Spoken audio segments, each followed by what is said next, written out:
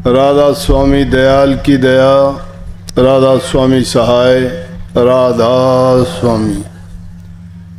प्यारी साथ संगतियों, भाइयों बहनों, बच्चों, जितने भी आप सत्संग लाभ के लिए आए हो, शांति से बैठ के सत्संग लाभ उठाएं। खुशी की बात है जितना भी सत्संग लाभ मिल सके, चाहे वो कैसे भी मिले, आते वक्त या अपना कोई काम छोड़ के समय निकाल के आप आते हो तो सोचते हो कि हमें कोई नुकसान ना हो जाए, सोचते हो उसके बारे में, सत्संग में चलें या ना चलें। अच्छी बात है कि लगन तो इंसान को ऐसी होनी चाहिए कि लाख काम छोड़ के भी सत्संग, प्रभु की भक्ति और प्रभु के नाम का सिमरन और चिंतन करना चाहिए। क्यों? हर हाल में हमें उसका लाभ मिलता है, नुकसान कोई नहीं है। परंतु उससे ज़रूरी चीज़ दुनिया के नियम, उनकी मर्यादाएं, उनका अनुशासन और जिसके लिए हम काम करते हैं उस काम में हमें कमी नहीं आने देनी चाहिए। निश्चित रूप से सत्संग का तो लाभ होगा, लेकिन दुनियादारी के काम में जो नुकसान होगा, या सभी लोग सत्संगी नहीं होते हैं। सभी लोग सत्संगी नहीं होते हैं, सबके विचार एक जैसे नहीं होते हैं। कई लोगों को तो सत्संग का नाम सुनते ही छींक आनी शुरू हो जाती हैं, उनके विचार और ख्यालात ही दूसरे होते हैं। क्योंकि दुनियादारों का रास्ता प्रभु भक्ति के रास्ते से बिल्कुल अलग है। तो ऐसा काम कोई ना किया करो कि जिसके कारण आपको कोई तकलीफ या परेशानी झेलनी पड़े, या आपको कोई नियम तोड़ के ऐसा काम करना पड़े। सबसे ज़रूरी चीज़ है कि हमारा किसी भी प्रकार से, किसी भी ढंग से कोई भी काम जो है उसमें नुकसान नहीं होना चाहिए, किसी को परेशानी नहीं होनी चाहिए, तो ही हमें सत्संग का लाभ मिलेगा। अगर हम इस तरह की बात करेंगे तो फिर लोग ताने देंगे कि तू सत्संग में गया था, तेरे साथ क्यों हुआ ऐसा? तेरे गुरु ने नहीं बचाया, तेरे नाम ने नहीं बचाया, तेरे राम ने नहीं बचाया। कहेंगे कि नहीं कहेंगे? लेकिन इस बात को कोई नहीं देखेगा कि इसने नियम को ताक पे रख दिया। सत्संग इंसान को अनुशासन में रहना सिखाता है, सही तरीके से जीवन जीने का तरीका बताता है, सभी बुराइयों को छोड़ना सिखाता है। तभी आप सत्संग का लाभ उठा सकते हो जब आप इन बुराइयों से दूर होगे। जब तक हमारे अंदर कमी व्याप्त हैं तो चाहे सत्संग आप रात दिन करो, रात दिन आप भक्ति का नाम लो, आपको कोई उससे लाभ होने वाला नहीं है, बल्कि कोई ना कोई परेशानी हो जाएगी। क्योंकि इतना पूर्ण रूप से भी हम उस नाम में नहीं लगे हैं कि वो नाम ही हमारा सब कुछ काम कर दे। क्योंकि ऐसी अनेकों कहानी, बातें आपको बताई भी जाती हैं, ग्रंथों में मिलती भी हैं कि कोई उस सत्संग के लिए या कोई नेक काम के लिए गया था, उसने उसका ये भला किया तो लगता तो ये था कि उसका नुकसान होगा, लेकिन उसको वो नुकसान नहीं हुआ, बल्कि उसके बदले में परमात्मा ने आके उसका काम कर दिया। औरों की बात तो छोड़िए, बात समय समय पर सत्संगों में कितनी बार कही जाती है कि सैन भगत का नाम लिया जाता है। एक राजा को कोढ़ था और सैन भगत सत्संग के इतने प्रेमी थे कि जब भी उनको सत्संग मिलता, कोई संतों की वाणी पढ़ता, गाता, अगर सुनाई भी दे जाता तो वो वहीं बैठ जाते और अपने सारे काम भूल जाते। भक्ति में इतना लीन था वो। तो क्या किया कि राजा को ऐसा रोग था कि रोजाना जाके सैन्य भगत उसकी मालिश करता था, और मालिश करने से राजा को चैन पड़ता था। लेकिन भक्तों की अजीब बात है कि उनका लक्ष्य जो होता है उसको नहीं भूलते। हाथों से राजा की सेवा करता रहता है, मन में उसका सुमरण चलता रहता है, सोचता रहता है वो संत दर्शन की बात, वो गुरु की महिमा, प्रभु की महिमा, उनकी वाणी कही हुई उनको सुनता है, मन मन में उनको विचार करता है, राजा की मालिश करता जाता है। नाम हर चीज को पवित्र करने वाला, सारे दुखों को पापों को हरने वाली चीज है। लेकिन उस नाम को कोई नाम की कमाई इतनी कर ले कि उसके अंदर नाम ही नाम रह जाए, उसकी दृष्टि में नाम हो, उसकी सोच में नाम हो, उसके ख्याल विचार, उसका जीवन ही नाममय हो जाए। तो भक्तों का तो वही होता है कि वो अभी कोई भी काम होता है वो कहते हैं मालिक करेगा। आप भी कह देते हो कि जो मौज, जो सतगुरु करेगा, जो मालिक करेगा। अरे करेगा ये बात सीख लिया आपने, वो मौज के अधीन भी तो रहना सीखो ना। मौज को मानते तो नहीं हो। अगर मौज को मान लिया तो फिर अपनी तरफ से अपनी सोच और अपना विचार बीच में मत रखा करो। फिर तो जो होता है उसको स्वीकार कर लिया करो। जब थोड़ा दुख आफत आके पड़ती है फिर तो कोसना शुरू कर देते हो, और जब खुशी होती है तो अपने आप मस्त मगन हो जाते हो।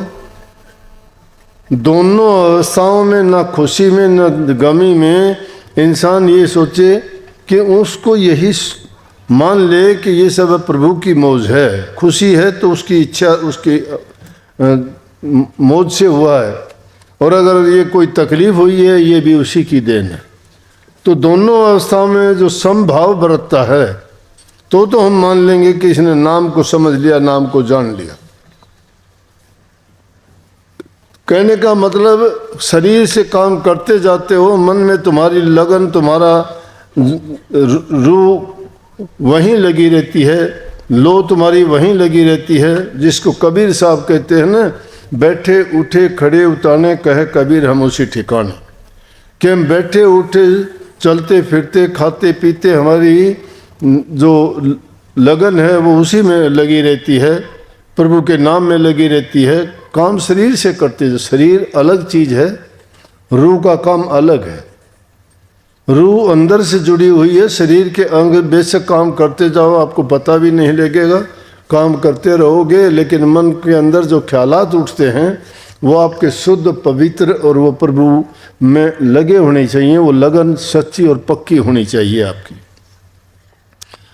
तो ऐसे करता जाता है, राजा की मालिश करता है वो, लेकिन मन में उसके नाम है, उसकी हर पल नाम में गुजरती है, प्रभु के दर्शनों के लिए तड़प लगी हुई है, लगन उसकी यही है। लेकिन काम बार से करता है राजा की मालिश को पता नहीं चलता कितना टाइम उसने राजा की सेवा की है और कब उसकी छुट्टी होगी तो कब वो आ जाता है। आने के बाद अगर उसको सत्संग मिलता है तो अपने सत्संग में जाके चला जाता है, नहीं तो थोड़ा बहुत आराम करता है या फिर ध्यान अभ्यास में अपना समय गुजारता है। तो एक दिन कहीं सत्संग में गया, वहाँ बैठे बैठे ऐसी उसकी समाधि लगी कि वो भूल गया कि राजा की मालिश करने के लिए भी जाना है। मालिश करने के लिए नहीं गया। अब नहीं गया तो जिसका तुम आसरा ले लेते हो, जिसको तन मन धन से अपना मान लेते हो और अपना सब कुछ उसको अर्पण कर देते हो, समर्पण होना ये होता है कि सब कुछ उसके अर्पित हो जाता है। तो जब तुम्हारी जरूरत पड़ती है तो तुम्हारी जगह आके वो काम करेगा, वो तुम्हारा ही रूप धार के काम कर देगा। अब राजा के पास वो नहीं जा सका, लेकिन उसके इष्ट ने, उसके प्रभु ने सोचा कि आज मेरा भगत वहाँ नहीं जा पाया, अगर ये नहीं गया तो इसको सजा मिलेगी। इसलिए प्रभु को अनेकों बार ऐसे कोतक हुए हैं, अपने भक्तों के लिए अनेकों रूप बना के आए वो। प्रहलाद भगत के लिए नरसिंह का रूप धारा के नहीं धारा? कबीर साहब की यज्ञ पूरी करने के लिए बंजारा बन के बालद लेके सामान लेके आया कि नहीं आया? ऐसे कितने ही जब वाक्य होते हैं उन भक्तों के लिए, संतों के लिए, उन जो उनके प्रति इतने निष्ठावान हैं उनके लिए प्रभु अनेकों रूप धार के आता है।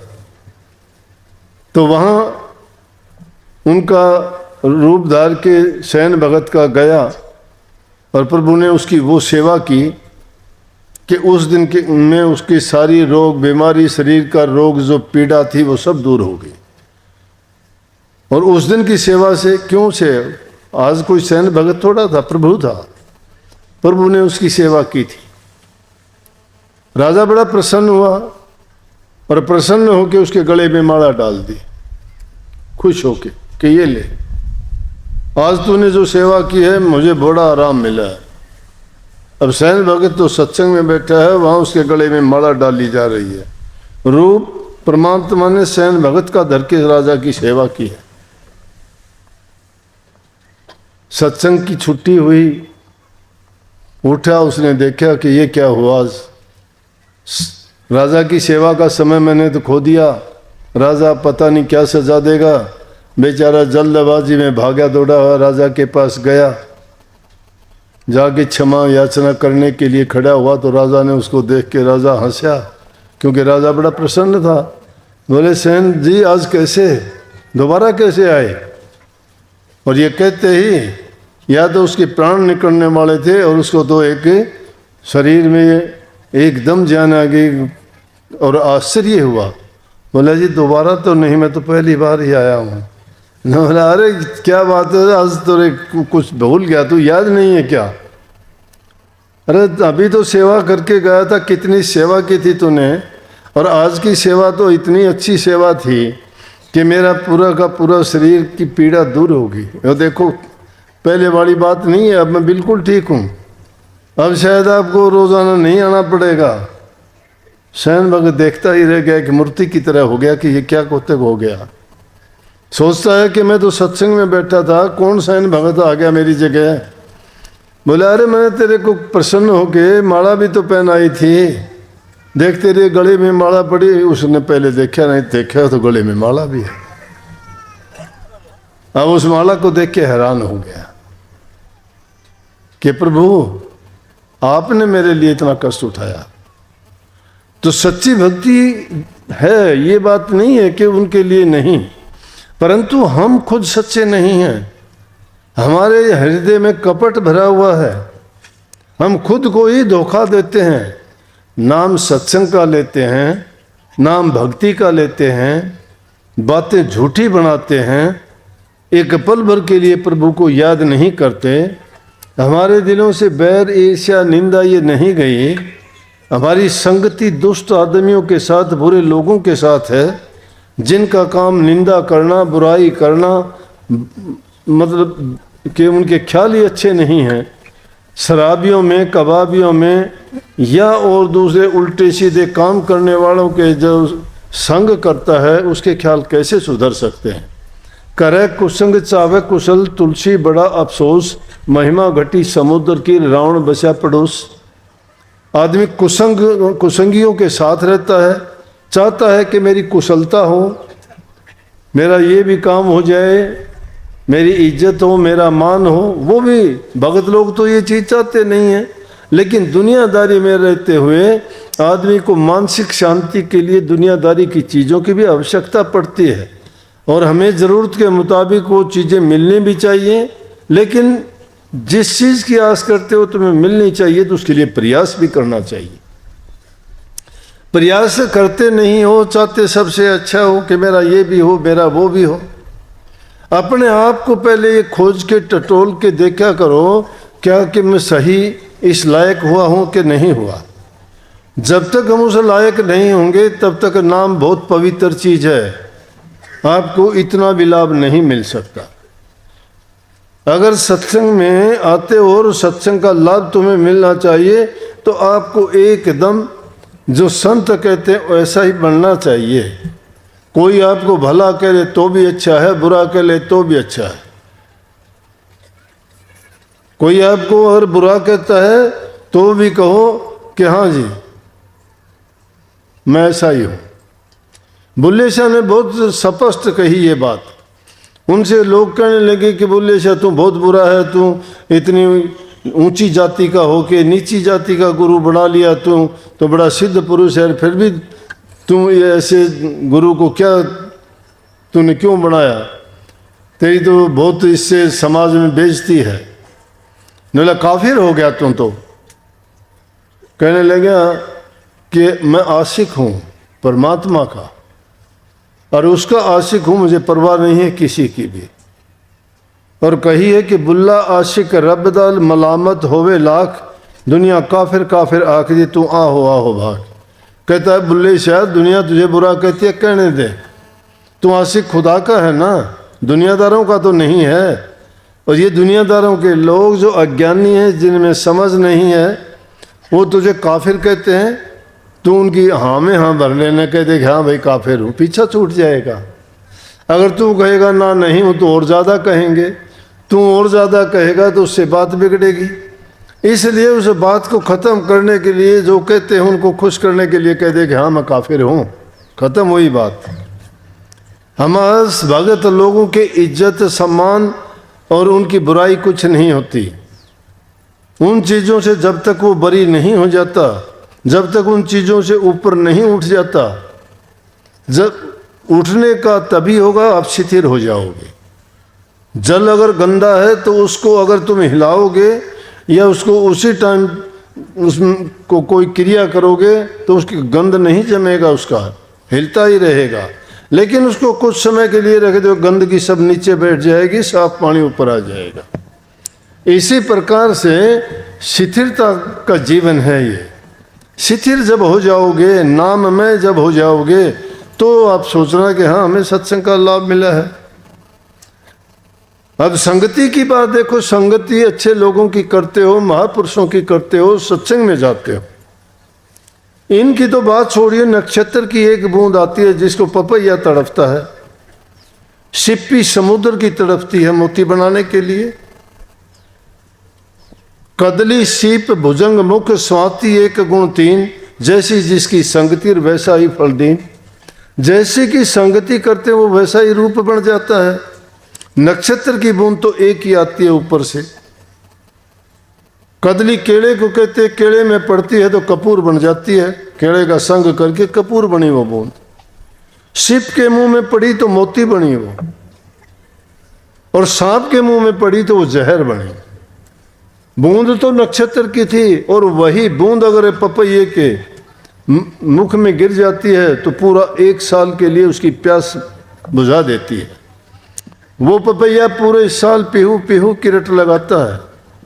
वो बूंद अगर उसको नहीं मिलती तो चाहे उसके प्राण निकल जाएं, और प्राण निकलते वक्त चाहे वो दरिया समुद्र में भी गिर जाए तो भी अपनी चोंच को बंद कर लेगा, उस और पानी को नहीं पीता। कहीं भी एक कबीर साहब की वाणी में, जैसे पपैया प्यासा बूंद का पिया पिया रट लाई, प्यास से प्राण तड़प राती और नीर नहीं भाई। रात दिन उसके लिए तड़पता है, प्राण त्याग देगा लेकिन उस नक्षत्र की बूंद के सिवाय वो दूसरी नहीं लेता। हम तो कदम कदम पर बदल जाते हैं, हम उनसे शिक्षा ही नहीं लेते इन पक्षियों से। कुमोदनी चंद्रमा की आस रखती है कि चंद्रमा कब निकलेगा, वो चंद्रमा की आशिक है। और जब चंद्रमा निकलता है तो उसकी तरफ टकटकी लगा के देखती रहती है कुमोदनी। चंद्रमा जो जो चढ़ता है उसके साथ एक पल के लिए भी नजर नहीं हटाती। उसकी गर्दन देखते देखते सुबह तक इस तरह से उल्टी मुड़ जाती है। सुबह को उल्टी गिरी हुई मिलती है लेकिन वो अपनी नज़र से नहीं हटाती। चांद ओझल हो जाता है तो ही उसको बाद में होश आता है कि चंद्रमा तो नहीं है। क्या हम ध्यान का नाम लेके, सुमन का नाम लेके ये बहाने बनाते हैं, कभी सोचते हैं क्या? परंतु यहाँ तो बात संगति की थी। वही बूंद अगर गिद्दड़ के मुंह में पड़ जाए तो हकड़ा बन जाता है। बूंद तो वो पवित्र है, लेकिन जिन जिन की संगति करी वो दोषपूर्ण हैं। जिन दोषों से वो परिपूर्ण है उनका संग करने से दूसरी वो पवित्र बूंद भी दोषी हो गई, वैसी होगी। जहर में गिरने से जहर होगी, सिप में गिरने से मोती हो गई, केड़े में पड़ने से कपूर हो गई। और वही बूंद एक अमी की बूंद है, पपैये को मिलने से पूरे साल के लिए उसकी प्यास बुझाती। इसी प्रकार से हम संग किन लोगों का करते हैं? हमारा तो सत्संगियों से हेल मेल नहीं। स्वामी जी महाराज कहते हैं, सत्संगियों से हेल मेल नहीं, जग जीवन संग रखता प्रीत, अरे मन नहीं आई प्रतीत, गुरु की नहीं आई प्रतीत। गुरु की अगर प्रतीत आ जाए, तुम्हारे विश्वास हो जाए और सच्ची लगन और सच्चा तुम्हारा प्रेम हो, तो सारे काम हो जाते हैं। प्रभु को हमने नहीं देखा, हमने गुरु को देखा है। ये रास्ता दिखाने वाला, बताने वाला, समझाने वाला, लगन लगाने वाला, प्रीति जोड़ने वाला, हमें दुख सुख से उभारने वाला कौन है? गुरु। दुनियादारी के लोग कोई साथ देने वाले नहीं हैं, स्वार्थ के साथी हैं, वो मतलब के हैं, पैसे के साथी हैं। जब गरीबी देखते हैं दूर दूर कर देंगे। जब तुम्हारे पास 2 पैसे होंगे, हर कोई तुम्हारा मित्र, साथी, रिश्तेदार बन जाएगा। तुलसी संसार में मतलब को व्यवहार, जब लग पैसा पास मेरे तब लगता को यार, तब लगता को यार, यार संग ही संग डोले, पैसा रहा न पास यार भूख से नहीं बोले। ये जगत का लेखा है। ये मतलबी दुनिया में रहना और इसको साधना बड़ा कठिन है। तो सत्संग में जब आते हो तो ये पूर्ण रूप से ये अपने गांठ लगा लिया करो कि हमारा मेल जोल संतों से, हमारी लेवा दे, संतों से व्यवहारा, संतों से ही हमारा लेन देन, संतों से ही हमारा व्यवहार, संतों से ही हमारी पक्की रिश्तेदारी नातेदारी है। राधा स्वामी मात पिता पति मेरे, राधा स्वामी चरणन सुख घनेरे। राधा स्वामी बिना कोई नहीं बाचे, राधा स्वामी है गुरु सतगुरु साचे। राधा स्वामी दया करे जिस जन पे सोई बचे, सबद धुन सुन के। वही हमारे सब कुछ है, माता पिता पति पत्नी जो भी हैं। जब जिसको सबको मान लिया, सब कुछ करते हैं, तो उनकी संगति करनी चाहिए। दोस्तों की संगति करके भलाई नहीं हो सकती। नाम सत्संगी होता है, संतों के पास तो मन नहीं लगता। देखने से भी आपके मन में नफरत आती है। हाँ मतलब तो हो तो गधे को भी बाप बना लेगा दुनियादारी का आदमी, उसके पाँव पूजेगा। 2 पैसे के पेट भरने के रोजगार के लिए तुम हाकिमों के आगे गिड़गिड़ाते हो, उनके आगे हाँ जी करते डोलते हो, और संतों के आगे मुंह बांका करके निकलते हो। उनके सामने आने की हिम्मत नहीं होती। कोई गुरुमुख ही होता है जो संतों के सामने रुकता है, डटता है और ठहरता है। संत की ताकत के आगे नहीं ठहरते। जो ही कुछ थोड़ा बहुत तुम्हारे भजन का, सत्संगी का अंश होगा, उसी टाइम काल तुम्हें घेर लेगा। किसी न किसी लालच में तुम्हें लोभ में ऐसा डाल देगा कि नहीं बच पाओगे। सदियों से सुनते आए हो, शास्त्रों में हमारे 5 दुश्मन बताते हैं, वो घेर लेते हैं आपको। काम है, क्रोध है, लोभ है, मोह है, अहंकार है। ये 5 चीज ऐसी हैं कि इस जीव को कौन से चक्कर में डाल ही देंगे। किसी को काम के बस में डाल देंगे, किसी को क्रोध में, किसी को लोभ में, किसी को लालच में। उनको इतना स्वार्थी बना देंगे, अपने लालच के सिवाय उनको कुछ नजर नहीं आएगा। दुनियादारी में लोग अपने मतलब के लिए घूमते हैं। कलयुग का पैरा है, इसीलिए कलयुग को बुरा बता दिया है। लेकिन इस कलयुग में, चाहे कलयुग हो चाहे सतयुग हो, प्रभु का नाम तो हमेशा सत्य है। वो तो सत्य है, सत्य ही रहेगा। जब उस सत्य के रास्ते पर आप चल पड़े हो तो फिर आप में वो बुराइयां क्यों पनपती हैं? इसका मतलब है आपने मन से उनको माना नहीं है। नानक साहब भी कहते हैं, चलते फिरते सोवत जागत उठत नाम, कह नानक सिद्ध भय तिसके काम, जो उठते बैठते सोते जागते उस नाम का चिंतन करता है, सुमरण करता है, उसके तो सारे काम सिद्ध होते हैं। लेकिन हमारी चिंता क्यों नहीं करती? क्योंकि कुछ हमारा पूर्व का लेख है, कुछ हमारे कर्म ऐसे हैं। कर्म क्यों है कि हम कर्म इंसान के बनाना अपना काम है। जरूरी नहीं है कि हम कर्म करते हैं, हमारी इच्छा ही दूसरी होती है।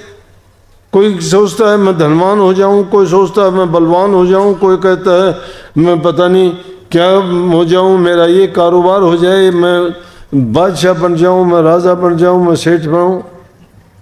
अरे कैसे बन जाओगे? सिर्फ मन की कल्पनाओं से बनते हो के, तो कल्पनाओं में बन के बैठे रहा करो, सपने का जीवन जीते हो, ख्यालात और विचारी के लिए बना के उनमें घूमते हो। जब तक किसी चीज को आप अमली जामा नहीं पहनाओगे, आप कुछ भी नहीं कर पाओगे।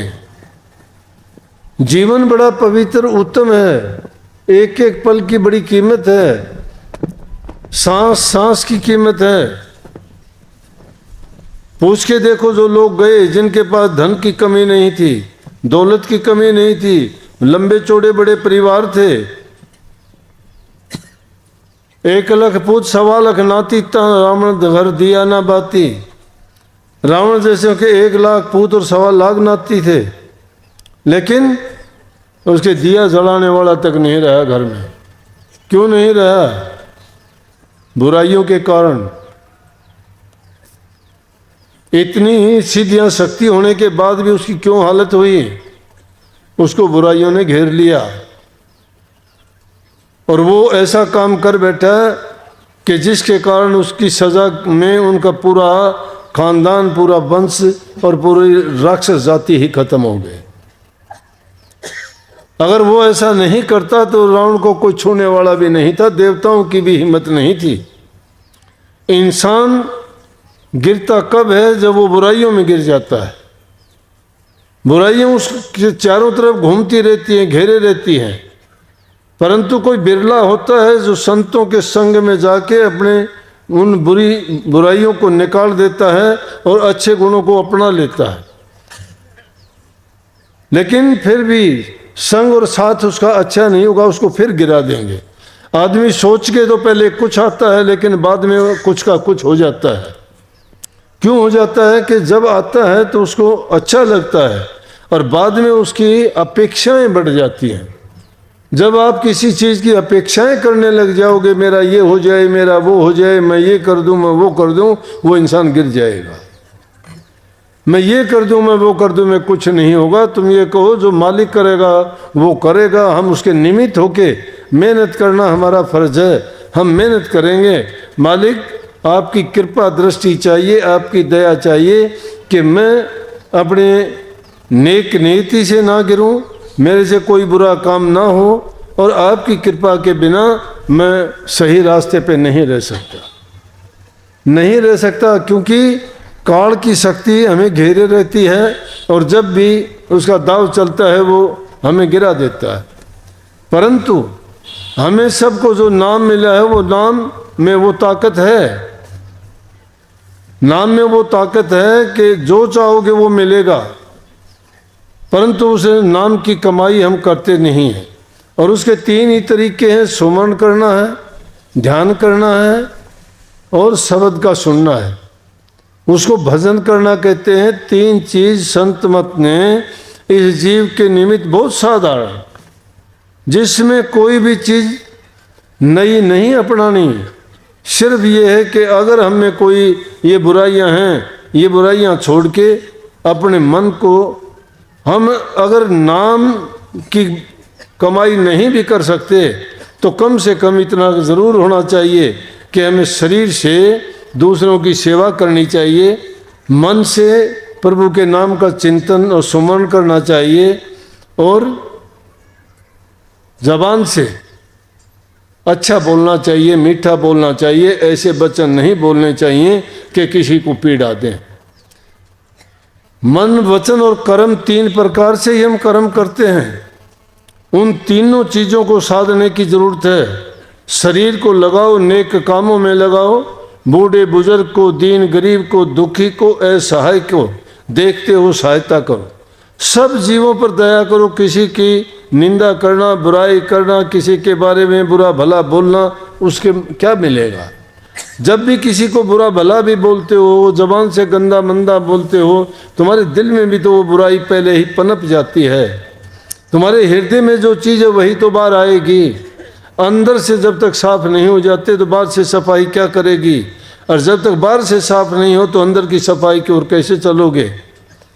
तो इसलिए ये जो चीज़ है, ये कूड़ा करकट है, ये कचरा है, ये हमारे दिलो दिमाग में, हमारे अंदर में भरा हुआ है। उस कचरे को जब तक बाहर नहीं निकालते तब तक ये सड़ान, ये बदबू अंदर से निकलती रहेगी। वो जबान के द्वारा, ईर्ष्या के द्वारा, नफरत के द्वारा वो बाहर आती रहेगी। लेकिन जब वो कचरा बाहर हो जाएगा तो हमारी जबान भी पवित्र होगी, हमारे ख्याल भी पवित्र ऊंचे होंगे, हमारे दिल में प्रेम होगा दूसरों के प्रति, उनकी हम दया भी होगी, उनकी सहायता करेंगे, उनसे प्यार करेंगे। और जब ये दया, प्रेम, दूसरे की सहायता, मदद करना जिसमें आ जाए तो सोचना कि अब ये भक्ति करने के लायक भी हो गया है। इन चीज़ों की आवश्यकता है एक भगत के लिए कि जो दूसरों के प्रति अच्छा, सच्चा, पवित्र भाव रखता है और हर प्रकार से दूसरे की सहायता करता है, जबान से मीठा अच्छा बोलता है, ज़रूरत के समय उनकी सहायता करने के लिए तैयार, तन से, मन से, धन से तैयार होता है। ये कोई चीज़ मायने नहीं रखते। अगर धन आज तुम्हारा है कल को नहीं होगा, किसी के साथ ये गया नहीं। इंसान तीन ही चीज़ों के लिए दुनिया में ज़्यादा वो करता है। तीन चीज़ों के लिए क्या? एक तो मेरी मान बढ़ाई, इज्जत हो। नंबर 2 मेरा पहनावा बहुत अच्छा हो। और नंबर 3 मेरे कोठी बंगले मकान बहुत अच्छे हों। लेकिन होंगे, ये हो जाएंगे तो भी क्या होगा कि मरने के बाद तो स्वर्गीय हो जाओगे, तुम नहीं रहे। किसकी इज्जत होगी? स्वर्गीय बोलना शुरू कर देंगे मरने के बाद। सुंदर कपड़े और वस्त्र आपको क्या कफन मिलेगा और कुछ नहीं मिलेगा। और मकान कहाँ होगा? शमशान होगा तुम्हारा। शमशान घाट में तुम्हारा मकान, कोठी, बंगले होंगे। कहाँ, किसके साथ रहे वो, किसके साथ गए, किसके लिए बना के जाते हो? जिसको ज़रूरत है, जिसको ज़रूरत पड़ेगी, आवश्यकता के अनुसार वो बना लेगा। लेकिन उनको बनाने के लिए, वो इज्जत मान बढ़ाई पाने के लिए और अपने आप को कुछ दिखाने के लिए हम क्या करते हैं? लोगों को ठगते हैं, लूटते हैं, बेईमानी करते हैं, चोरी चपोरी करते हैं, भ्रष्टाचार करते हैं और उनका दिल दुखाते हैं। किसी की चीज़ को चोरी से हड़पते हैं। उन लोगों का दिल और उनकी भावनाएं, जिसने उसकी चीज़ें छीनी हैं, ली हैं, दुख और पीड़ा दिया है, वो बद्दुआएं देंगी और वो बद्दुआएं उसको बर्बाद करके रख देंगी। ये जहर है, मीठा जहर है। खाने में मीठा दिखाई देता है, कुछ समय के लिए अच्छा लगेगा, लेकिन ये बर्बाद करके रख देगा। जब तक ये भावना तुम्हारे अंदर आ जाएंगी, तुम बाहर से प्रगट हो जाओगे। वो आदमी गिरावट की ओर चल देगा, अपने आप कहने की जरूरत नहीं है। उसका व्यवहार बदल जाएगा एकदम। सच्चाई इंसान के दिल से निकलती है, प्यार उसके दिल से निकलता है, बोलने की जरूरत नहीं है। अगर तुम्हारे कोई पाबंदी लगा भी दे, तुम्हारा प्रेमी सामने से दिख जाए ना, तो तुम्हें बोलने की जरूरत नहीं, तुम्हारी आंखें ही बोल देंगी उसको कि हम प्यार तो करता हूं लेकिन मजबूर हूं, बोल नहीं समाऊंगा। क्या है कि नहीं? बातों में आंखों आंखों में बात कर लेते हो। तुम्हारा चेहरा भी मूक भाषा बोल देगा, खिल उठेगा, देखने वाले को पता लग जाएगा तुझे देख के खुश है। नफरत करने वाले का चेहरा भी एकदम ऐसा हो जाएगा, देखने से पता लग जाएगा कि दुखी है, नाराज है, जिसको तो अच्छा नहीं लगता है। जो जिसने जैसा किया है वो उसके हृदय से प्रकट हो जाता है। इसलिए अपने हृदय के अंदर उन बुराइयों को जब तक निकाल नहीं देते हो तब तक नाम कहाँ होगा। अंदर में तो ईर्ष्या की भट्टी जलती है। तुम्हारी प्यास किसी चीज़ के लिए कभी पूरी होती ही नहीं है। आस लगी हुई है, मुझे ये मिल जाए, मेरा ये हो जाए, मेरा वो हो जाए, और वो हो भी जाता है, मिल भी जाता है, फिर क्या, तृष्णा तो और बढ़ जाएगी। जो 10, 20, 50 होए, 100 होए, हजारन लाख मंगेगी, कोटि अरब खरब होए तो भूमिपति होने की चाह जगेगी। अगर वो मिल भी जाएंगे तो क्या होगा कि चाहे तुम्हें कोठी बंगले सब कुछ मिल जाए, फिर भी तेरी तो प्यास कभी ना बुझेगी। प्यास नहीं बुझती है ये। गोधन गजधन बाजी धन और रतन धन खान, जब आवे संतोष धन तो सब धन धूल समान। संतोष आना चाहिए। संतोषी इंसान सदा सुखी रहता है, और ये गुण नाम में है, ये गुण भक्ति में है। ये प्रेम, दया, संतोष, ये चीज किस चीज में? नाम भक्ति में। नाम भक्ति गुरु की कृपा से मिलेगी, ऐसे नहीं मिलती। जहां पर गुरु प्रसन्न, वो जीव सबसे ऊपर। सतगुरु राजी तो करता राजी। सतगुरु राजी हो गया तो सब कुछ राजी हो गया उसका। गुरु अगर नाराज हो गया तो हमारा संसार हो जाए। गुरुमुखों का, मनमुखों का नहीं। मनमुख को तो जानता ही नहीं। मनमुख तो स्वार्थ के सिवाय दूसरी चीज नहीं जानेगा। प्रेम प्रकट हो जाता है, भाव बता देता है इंसान का। तो जब तक ये चीजें हमारे अंदर हैं तब तक भक्ति का हम नहीं कह सकते कि हम भक्त हैं या हम भक्ति करते हैं। सत्संग में आते हैं, सत्संग में आके सद्गुण अपनाने चाहिए। सत्संगी होके क्यों आपके अंदर ईर्ष्या है, क्यों दूसरे के प्रति बुरी भावना है या दुनियादारी? अगर तुम दुनियादारी की चीजों को लेके सत्संग में आ गए तो सत्संग को दुनिया बना दोगे। अगर तुम भक्ति का रूप लेके, भक्ति के गुणों को लेके आओगे और दुनियादारों में जाओगे तो दुनियादारों को सत्संग बना दोगे। अरे बाहर जाके तुम्हारे अंदर अच्छे गुण है तो अच्छे गुणों का प्रचार करके दिखाओ, साबित करके दिखाओ तुम सत्संगी हो। तुम मान बढ़ाई के लिए भागे फिरते हो,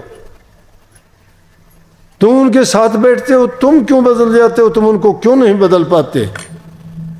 उनकी ताकत तुमसे ज्यादा है क्या? नाम में तो वो ताकत है, दूसरों को काबू करती है। ये नाम का ही तो प्रताप है, सतगुरु महाराज की कृपा है। बिना नाम आया क्या कोई यहाँ पे? नाम लेने के लिए आए ना। नाम से आप लोग बंधे हुए हो, कोई रस्से से नहीं बंधे, आप मर्यादाओं से बंधे हो। और ये नाम की मर्यादा है। ज्यादा नहीं तो कम प्यार भी है। ज्यादा बुराई नहीं छोड़ी तो कम से कम कुछ तो छोड़ी होंगी। हुक्का, बीड़ी, पान, तंबाकू, शराब, मांस, मछली, अंडे, ये तो छोड़ दिए। और जब इतनी बुराइयों से भी इंसान बरी हो जाता है तो कम से कुछ तो पवित्र हो गया। लेकिन सिर्फ बाहर की सफाई नहीं, अंदर की सफाई भी बहुत जरूरी है। और अंदर की सफाई नाम के बिना नहीं होती। इसीलिए कहते तो मोटे बंधन जगत के गुरु भक्ति से काट। गुरु भक्ति क्या है? गुरु के वचन को मानना, उनकी आज्ञा में चलना, जो उपदेश देते हैं उनके अनुसार अपने जीवन को बिताना, बुराइयों को त्यागना और अच्छे गुणों को अपनाना, ये गुरु भक्ति है। गुरु भक्ति कभी यूं जानते हो, आलोचक लोग कह देते हैं ये तो आदमी को भगवान मानते हैं। अरे भगवान नहीं ना, भगवान तो हमने कभी देखा नहीं। जो बुराइयां कोई नहीं छुटा सकता था, और वो अगर सतगुरु ने हमारी बुराइयां निकाल दी हमसे, तो भगवान से कम नहीं होगा। भगवान तो ना हमें आके कभी कहेगा ये बुराई ना कर, किसी को नहीं कहा। सहजो भाई ने बहुत कमाल की बात कही है इसमें बारे में, तो गुरु का महत्व कहते हुए उन्होंने कही, राम तजों पर गुरु न बिसारूं, हरि को छोड़ दूंगी, राम को छोड़ दूंगी लेकिन गुरु से नहीं बिसरूंगी, राम से, गुरु से दूर नहीं होंगी। क्यों? कि हरि ने हमारे से, परमात्मा ने तो हमारे साथ बहुत बुरा बर्ताव किया है। हरि ने 5 चोर दिए साथा, सतगुरु ने छुटा ली समझ आना था। कि प्रभु ने तो 5 दुश्मन लगा दिए हमारे पीछे, जिनका अभी जिक्र किया था, काम, क्रोध, लोभ, मोह, अहंकार। एक एक के कारण लोगों की जिंदगी के बड़े बड़े खानदान तबाह हो जाते हैं। थोड़ी सी गलती के कारण, एक क्रोध के कारण आदमी पता नहीं क्या का क्या कर जाता है। एक लोभ के कारण आदमी कराया पूरी जिंदगी का खो देता है। एक लालच के कारण पता नहीं, हमने देखे हैं लोग कैसे बर्बाद होते हैं। लोभ के कारण, लालच के कारण, स्वार्थ के कारण। अरे इंसान के सिद्धांत जिंदा रहने चाहिए, पैसा मायने नहीं रखता। इंसान के सिद्धांत अगर जिंदा रहेंगे, गांधी जी के पास क्या था? कोई चीज की कमी नहीं थी। कभी सोचते हो कि कमी के कारण कपड़े त्यागे थे। बहुत बड़े घर के थे, उन्होंने वकालत इंग्लैंड से की थी उन दिनों में, लेकिन कपड़े क्यों त्याग दिए? उन्होंने इस राज को समझा था। विनोबा भावे ने अपना जीवन क्यों लगा दिया था? समाज कल्याण के लिए। क्या उसको 2 रोटी नहीं मिलती थी? दादू पलटू कबीर नानक ने क्यों अपने जीवन को लगा दिया? वो भी ऐसा आराम कर सकते थे।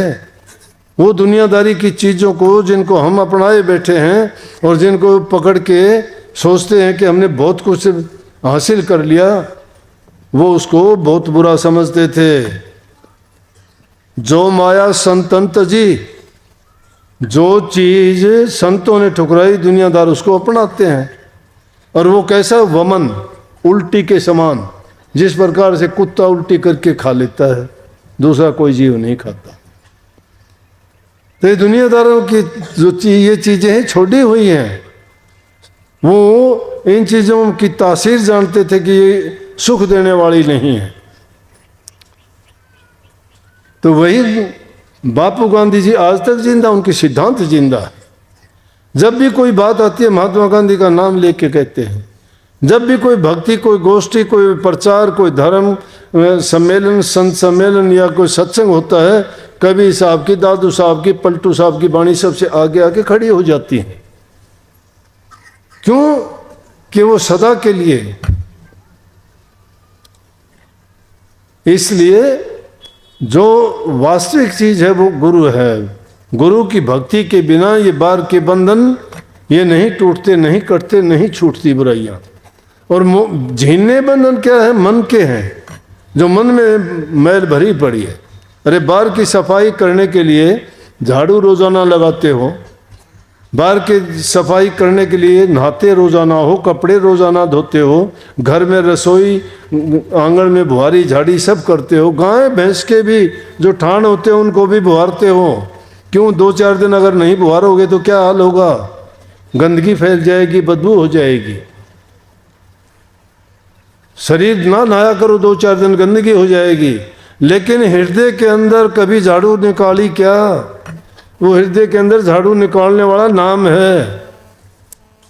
उस नाम का सुमरण नहीं करते, उसमें ध्यान नहीं करते, उसका अभ्यास नहीं करते, तो मन की गंदगी साफ नहीं होगी। और मन की गंदगी साफ नहीं होगी तो दुर्गंध आती रहेगी। इसलिए उस दुर्गंध को, उस गंदगी को और उस कचरे को निकालने के लिए जो गुरु ने हमें नाम की दीक्षा दी, उस नाम का सुमरण किया करो।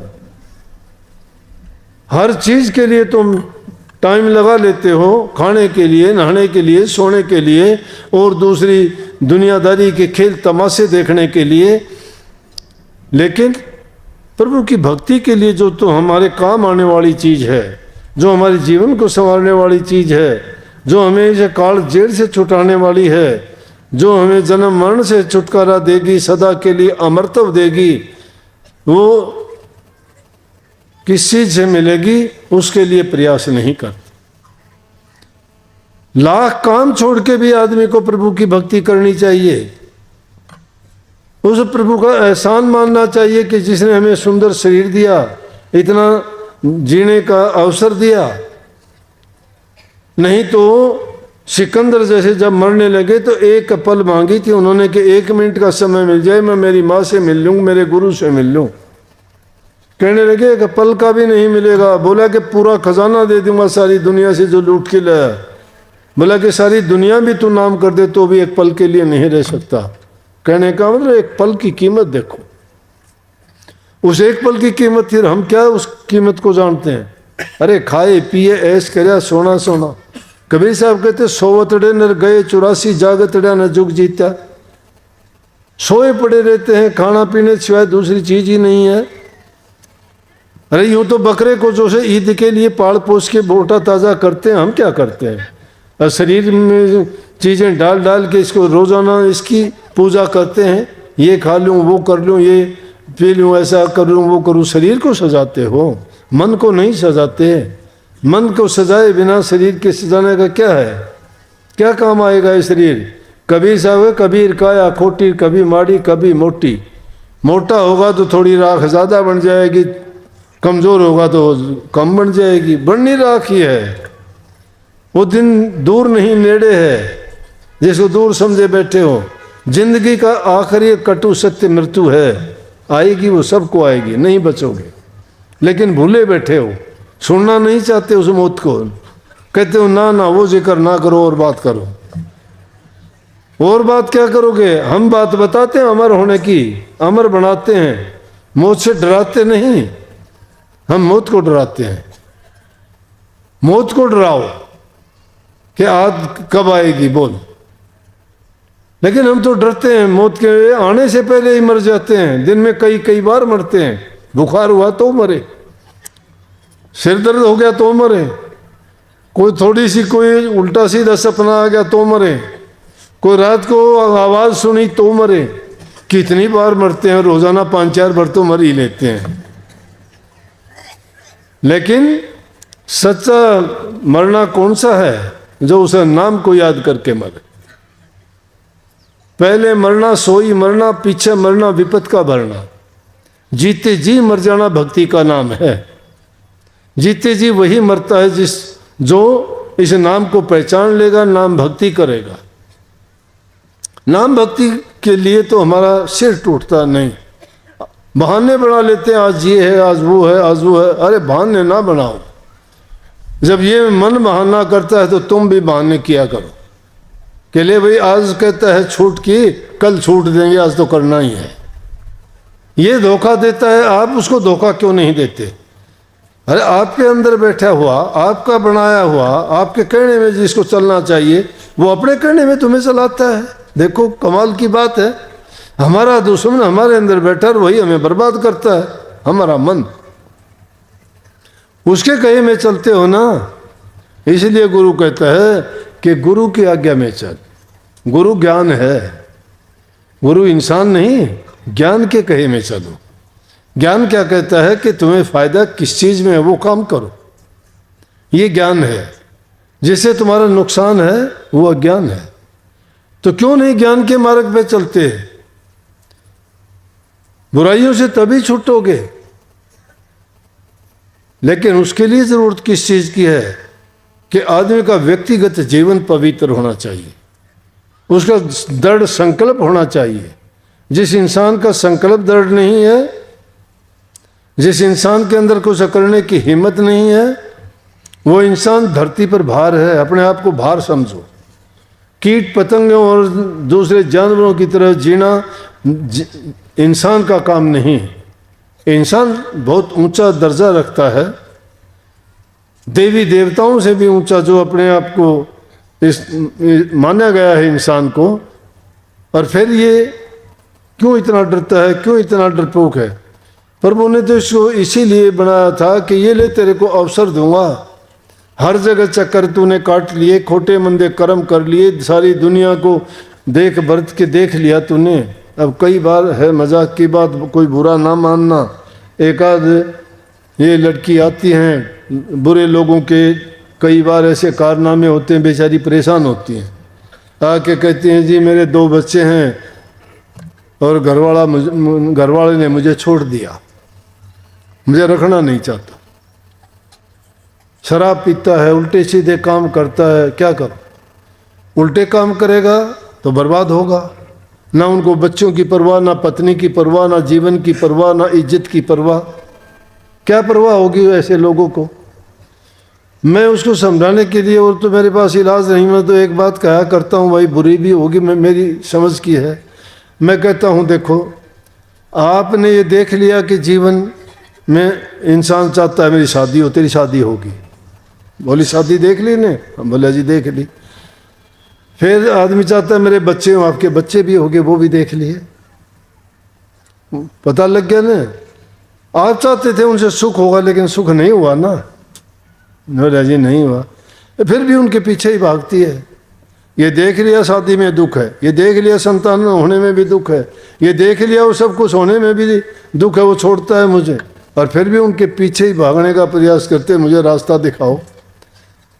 जो हम रास्ता बताते दिखाते वो है कि जब वो देख लेने के बाद, बीत जाने के बाद भी आप नहीं समझते तो रास्ता कोई नहीं है। रास्ता तो एक ही है, सभी रास्ते उसमें जाके मिलते हैं। और वही आसरा एक जब बांध लोगे तो ये सारी चीज़ें सब पीछे छूट जाएंगी। वो प्रभु का नाम है। सच्चे मन से लगोगे तो वो नाम तो बड़े बड़े पापियों को सुधार देता है। छोटी मोटी बातें क्या मायने रखती हैं। उसमें विश्वास तुम्हारा अगर दृढ़ है तो उसका ऐसी हालत हो जाएगी, वो उसको तो क्या छोड़ना। जैसे एक आदमी चला गया, वो जाके कहने लगी एक महात्मा के पास, बोला जी मेरा घरवाला मानता नहीं है कि वो शराब पीता है, गलत काम करता है, हम कहते हैं सब कुछ बर्बाद किया, नहीं मानता। बोला जी वो मर जाएगा तो मेरा तो सुहाग भी जाएगा, अब जीता है तो भी बर्बाद करता है। बोले कि कोई बात ना भाई, तेरा सुहाग रखेंगे और उसने भी ठीक करांगे। वो कुछ दिन के बाद में उसको लकवा मार गया। बोला कि ये ले भाई दोनों काम न। बोले जी अब वो बुरा हो गया। बोला क्या हुआ। बोला जी वो तो बीमारी ऐसा हो गया कि लकवा मार गया, शरीर बेकाम है, वो जिंदा तो है लेकिन अब उसको मन में ढोना पड़ता है। बोला भाई मैंने तो कहा था कि तेरा सुहाग जिंदा रखेंगे और उसने भी सुधारा। तो दोनों चीज़ सुधर गई। वो सुधरती तो हैं, सुधरती तो हैं, लेकिन कैसे, अगर हम ये ठीक ढंग से नहीं करेंगे तो उल्टे पुल्टे होके सुधर तो जाएंगे वो, लेकिन वो तुम्हारे ऊपर भार पड़ेगा। इसलिए अच्छा ख्याल रखा करो, कभी ये ना सोचो। प्रभु से मांगिए क्या करो, प्रभु इसके विचार अच्छे बनाओ, इसकी बुराइयां निकालो। धीरे धीरे करके अगर तुम सच्चे हो और तुम्हारी ख्याल और विचार में ताकत है और तुम सच्चे मन से करते हो, तो मैं कहता हूँ दुनिया की कोई ताकत नहीं तुम्हारे ख्याल को मोड़ दे। अरे जिन जो डॉक्टर बनने की सोचता है वो डॉक्टर बनता है, इंजीनियर बनने की सोचता है वो इंजीनियर बनता है, अध्यापक वकील बनने की सोचता है वो बनते हैं। तो तुम भगत बनने का प्रयास क्यों नहीं करते? करते हो तो क्यों नहीं बनते? दाखिला ले लिया तुमने रूहानी कॉलेज में, एडमिशन तुम्हारा हो गया, नाम तुम्हें मिल गया, दाखिला होने के बाद तुम तो निश्चिंत हो गए। आगे जाना नहीं चाहते, इसी क्लास में बैठे रहोगे क्या? अगली क्लास का प्रयास जब करोगे, जब नाम की कमाई करोगे, अभ्यास करोगे, ध्यान करोगे, लेकिन व्यक्तिगत चरित्र बनाओ। पहले अपने अंदर वो गुण पैदा करो कि जिसके कारण कोई उंगली ना उठे आपके ऊपर। लेकिन फिर भी आदमी से कोई ना कोई गलती पलती होती है, प्रभु से दुआ मांगा करो। अपनी रोजाना की जो आरती विनती करते हो, कहते हो क्या करो मैं गुणहीन हूं, मैं गुणहीन हूं, कोई गुण नहीं है, कदम कदम पर गलतियां करता हूं, ना चाहते हुए गलतियां होती हैं, भूल होती हैं, जाने में भी होती हैं, अनजाने में भी होती हैं। मैं रोज़ाना गुनाह करता हूँ, आप रोज़ाना मुझे माफ़ करते हो, तो आगे भी मुझे मेरी जो बुराइयां हैं उनको निकालो, मुझे संवारो और मेरा जीवन अच्छा सच्चा पवित्र बनाओ।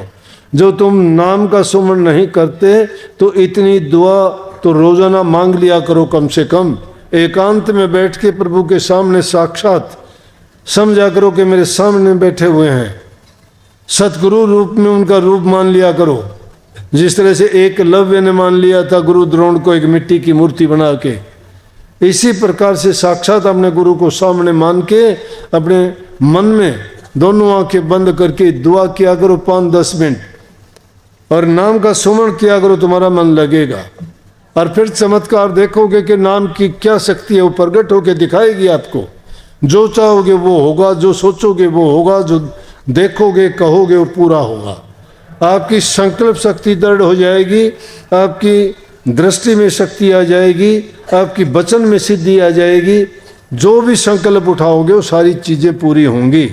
लेकिन पूरी जब होंगी जब आप पूरे निश्चय के साथ, दृढ़ विश्वास के साथ और सच्ची लगन के साथ उस नाम में अपने मन को लगाओगे, तो निश्चित रूप से मालिक आपका कल्याण करेगा, हित करेगा, और कोई भी आपको संसारी चीज गिरा नहीं पाएगी।